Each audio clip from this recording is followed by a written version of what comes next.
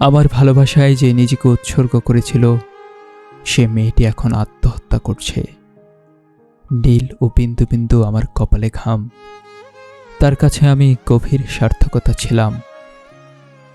আমার তরফে কিছু প্রবঞ্চনাও বুঝেছিল, অথবা অথবা সে কোনোদিনও সমুদ্র দেখেনি। সে এখন আত্মহত্যা করছে। তার আঙুল লুকোনো নরম রক্ত, সাদা গলা এখনো বেঁচে আছে, শুধু তার চোখের পলক পড়ছে না। স্থির সম্মতির মতো অপলক আয়নায় সে এখনো বেঁচে আছে। কোনোদিনও সমুদ্র দেখেনি।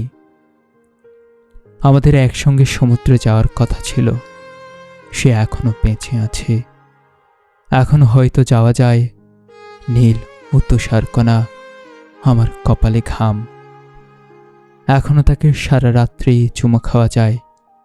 এমনকি মৃত্যুর পরেও তাকে সারা রাত চুমো খাওয়া যায়। ঘুমন্ত তাকে এত সুন্দর দেখাতো, আরো গভীর ঘুমে সৌন্দর্য আরো জন্ম নেয়। কিন্তু এখনো সে বেঁচে আছে, শুধু তার চোখের পলক পড়ছে না। তার আঙুল কাঁপিছে দ্বিধায়, ও বিভিন্ন কোণে বসানো পাথরে নরম রক্ত নিভে যাচ্ছে ভয়ে। সাদা গলার মধ্যে স্বচ্ছ বাতাস ও রাত্রি। আমি এই ঢেউ ঝড়ের বিপদ সংকেতের কাছে কিছু না।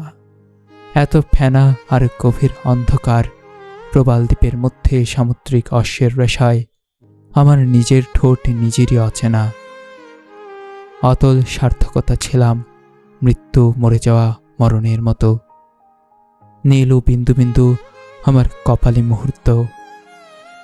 আমার ভালোবাসায় যে নিজেকে উৎসর্গ করেছিল সেই মেয়েটি এখন আত্মহত্যা করছে।